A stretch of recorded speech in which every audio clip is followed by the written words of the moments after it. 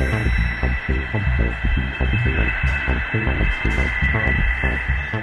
we're here with Richard Shakleton from the Foundry, and he's going to discuss some of the cool products that they have on the booth. I know one of the things that most people want to know about is Storm. It's gotten a lot of buzz. Can you describe a bit about it? Yeah, sure. So we released Storm in March this year, which is a new product from the Foundry, and a bit of a diversion from the usual visual effects tools at the Foundry. So Storm, built to be used on and near set for directors, DPs, DTs and colorists. It has some editorial tools, and it handles the round trip between on-set, the raw media and the final cut for editorial. So initially version 1 for Red, so focusing on the Red product and the R3D workflow. But news at the show is that later this year there'll be a 1.1 version of Storm that includes QuickTime support for DLSR workflows and also including ARRI ProRes workflows. So we're expanding the range of cameras that Storm will work with and the range of workflows that it will be useful for people to do. Fantastic. Okay. I was going to ask, Storm, does it actually do any transcoding, or is it just for viewing content that's shot on set? I know that that comes to be a question when you're looking at editorial down the road. Yeah, so Storm, it works with the raw footage for viewing on set and for reviewing, but it also transcodes, so you can transcode out to ProRes for Final Cut workflows, and we're working on transcoding out to DNX HD for Avid-based workflows. So it will transcode for offline editorial. The tagging in Storm you can use to organize shots, and we send the bin structures and the tag structures across to the editorial too, and then when you reconform from the editorial timeline back into Storm's multi-track timeline, then we relink to the original R3D sources. Actually, we have a question from someone asking about stability. So if you want to address that, I don't know if he's had a problem with it or if he just wants to know, are you guys taking some more steps in 1.1 to increase that? So it's a 1.0 product. I know that there have been a few issues, and we're continuing addressing that. So 1.0 V2 has just been released, and if you're having problems out there, do get in touch because we're working on it. Okay, do you want to talk about one of the newer products, Katana, and maybe describe how you guys got the product and how it's being developed? So Katana was a tool developed at Sony Pictures ImageWorks for look development and lighting in their asset-based pipeline, and it goes back to 2004, and they put a lot of development in there. And really it answers the question of how do you manage the increasing complexity of 3D assets in a pipeline, and how do you do look development, lighting, how do you scale, and how do you share setups between shots and scenes. So the Foundry took on commercial development of Katana last year, and the first release will be in September this year. And that first release is aimed at the largest studios that already have pipelines in place. And basically, it's a tool that there isn't really a competitor in the market for today. There isn't really a commercial tool that does this, and a lot of the larger studios have built their own in-house tools. So this is a way of bringing a commercial product into that space, reducing the need for in-house development, but also allowing standards moving forward. So the ability to have artists that can be hired and cross-trained, and also the ability to share assets between studios for outsourcing work. So a very exciting product. We're demonstrating on the stand here at the Foundry for the first time in public, and yeah, looking forward to that release later in the year. Fantastic. Maybe you could talk a little bit about, well, 3D stereo is big, and you guys have a product that addresses 3D stereo, and it's been used on some high-profile movies. Can you talk a bit about some new stuff going on with that? Stereo at the Foundry, we've got quite a good reputation now for stereo workflows, and Nuke especially has been used on a lot of films recently. So Nuke has an inbuilt stereo pipeline, so it's able to deal with multiple image streams.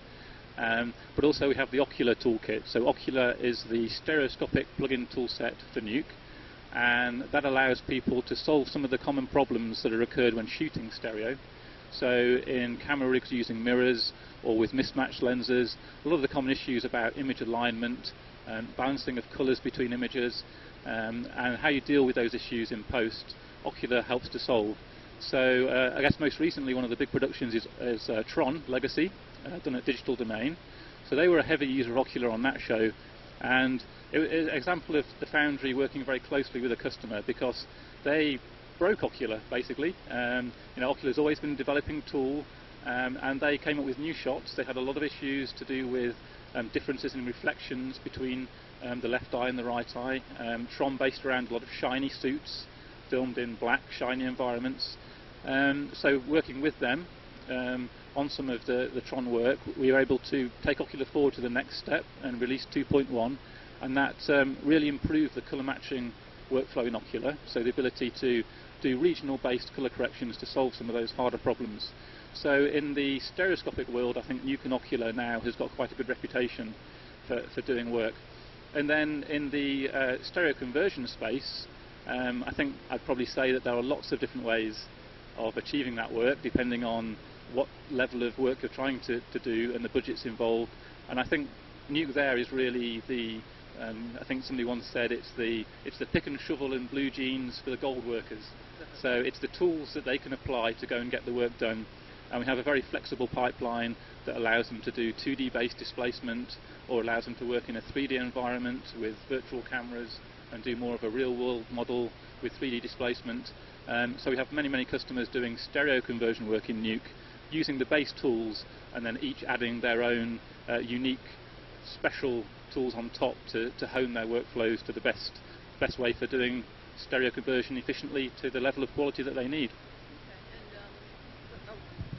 And I just wanted to ask about Mari, which I know you guys introduced last year. Are there new updates this year that you could discuss as well?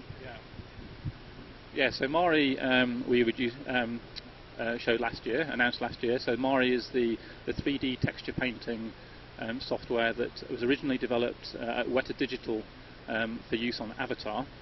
And so at the show this year, we're showing new updates to Mari. Mari is now available on Windows and Linux. And interestingly, at the show this year, we're showing displacement preview, which that takes advantage of the latest generation of NVIDIA graphics cards and actually does a real-time preview of displacement in the painting environment, which is really cool because that allows you to paint textures while seeing in real time how it's going to look when it's rendered. So often if there's a lot of displacement on the surface of a model, then how that looks after rendering with displacement is different than painting flat textures. So doing that in OpenGL on the graphics card is a great step forward. And also we're introducing PTEX workflow in Mari, which is demonstrated here at the show.